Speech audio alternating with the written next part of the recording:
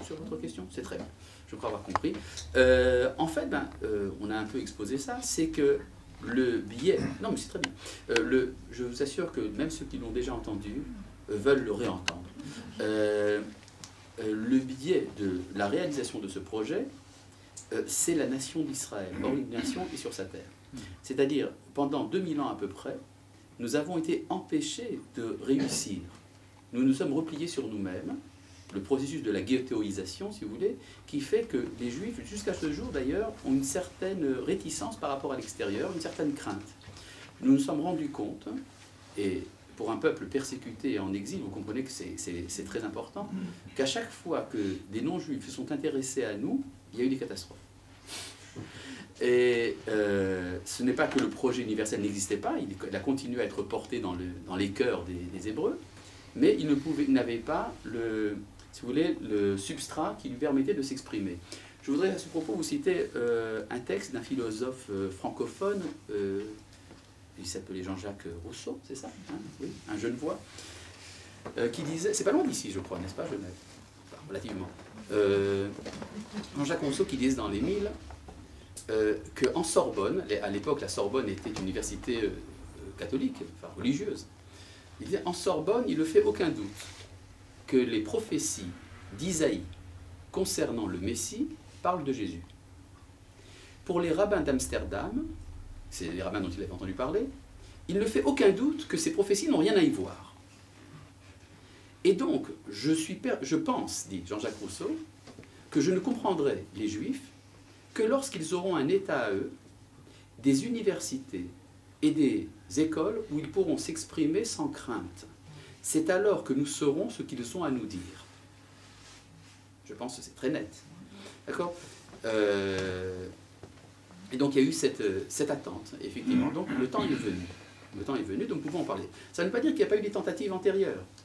Je voudrais rappeler qu'à l'aube du christianisme, il y avait une sorte de prosélytisme, non pas pour judaïser l'humanité, mais il y avait un prosélytisme dans tout l'Empire romain, qui fait que dans les synagogues de tout l'Empire romain, il y avait une partie réservée aux non-juifs, qui venaient écouter les paroles des maîtres, qui venaient prier avec les juifs.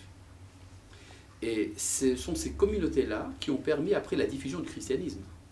Parce que le christianisme se proposait effectivement comme une sorte de noaquisme au départ. Vous avez qu'à lire d'ailleurs dans les épîtres de Paul, vous voyez que c'était un peu ça auquel il pensait au départ. Après, ça a été dévié pour une raison très simple. C'est quand il y a eu l'affirmation de la communauté chrétienne qu'elle venait remplacer le canal d'Israël.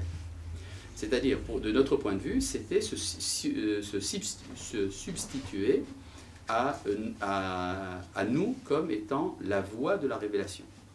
Et donc, il y a eu ce que appelait Abraham Livni, il appelait ça une formule un peu forte, l'étouffement de la prophétie.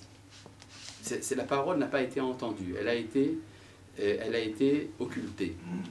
Vous savez que dans les cathédrales, avant, on représentait la synagogue comme étant une vierge au bandeau, qui avait un bandeau sur les yeux. Mais quand on met un bandeau sur les yeux de quelqu'un, eh bien, ça empêche de le voir. Et aujourd'hui, on peut enlever le bandeau. Donc on peut effectivement parler.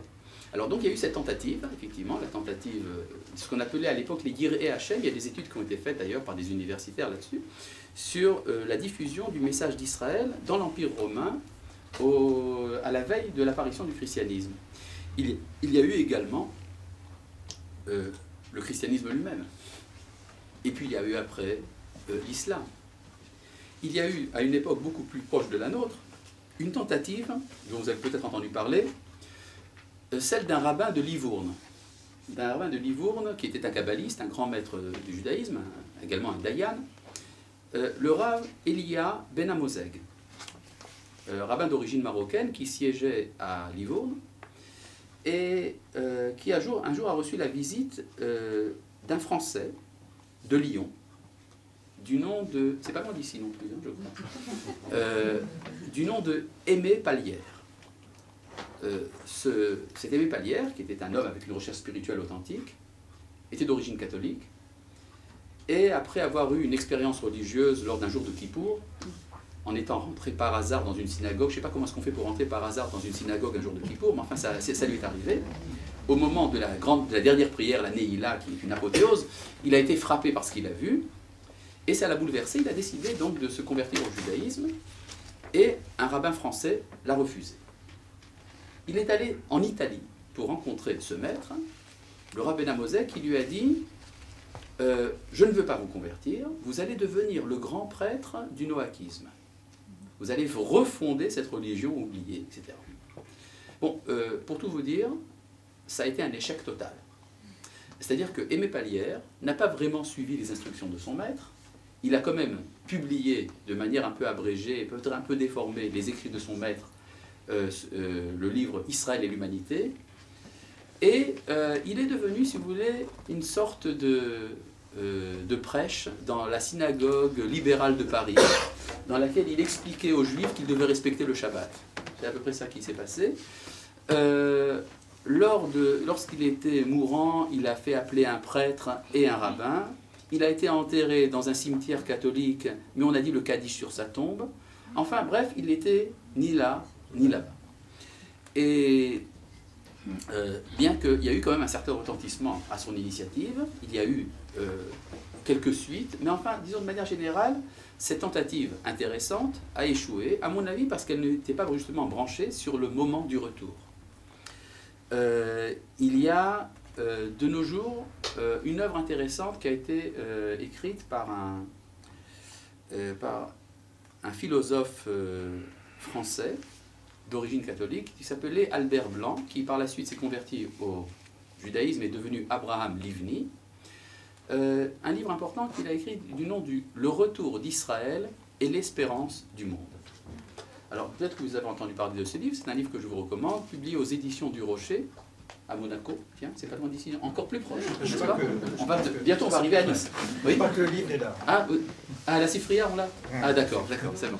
Ce livre, d'ailleurs, a été traduit en hébreu par votre serviteur. Ah bon? Ah oui, je l'ai traduit en hébreu. Oui, il s'appelle Shivat Zion Eslamim. D'accord? Mais ici, il n'y a pas d'acheteur pour la version hébraïque. Non. Quand on parle de la version française. Oui. Et je voudrais aux enchères, il n'y en a qu'un seul. Comment? Aux enchères, il n'y en a qu'un seul. Il n'y en a qu'un seul, d'accord. Bon, je voudrais quand même vous raconter une des réactions. Ce livre a causé beaucoup de réactions dans le monde à l'époque. C'était il y a quelque chose comme il y a 20 ans, 25 ans que ce livre a été publié.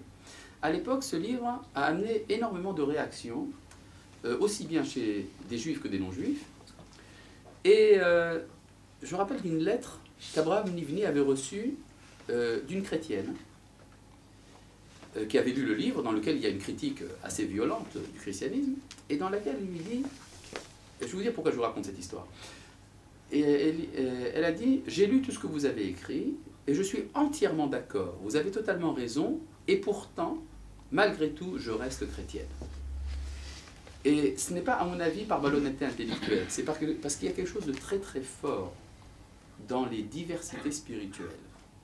C'est-à-dire, être chrétien ne veut pas dire forcément l'adhésion au dogme tel qu'il est transmis dans l'Église. Enfin, je ne sais pas mon affaire de me mêler des affaires intérieures du christianisme, mais il y a souvent, si vous voulez, quand on essaie de prouver à quelqu'un qu'il a tort, en général, on a tort de lui prouver qu'il a tort. Pour raison très simple, c'est que quand on prouve à quelqu'un qu'il a tort, il ressent instinctivement, sans savoir pourquoi, qu'il a quand même raison. Parce qu'il y a, dans chaque discours, il y a une parcelle authentique de vérité qui alimente l'erreur, si vous voulez. Et donc, si tu me dis en quoi j'ai tort, mais tu ne m'as pas dit en quoi j'ai raison. Donc, si vous voulez, la stratégie véritable des entretiens entre spiritualité, c'est de dire à l'autre en quoi est-ce qu'il a raison, et c'est alors qu'il comprendra qu'il avait tort de penser qu'il avait raison. Et donc, c'est pour ça que je pense qu'il est bon d'éviter ce qu'on appelle la disputation, c'est-à-dire les conflits interconfessionnels. Pour tout vous dire, je ne suis pas non plus de la veine des rencontres interconfessionnelles. Les amitiés.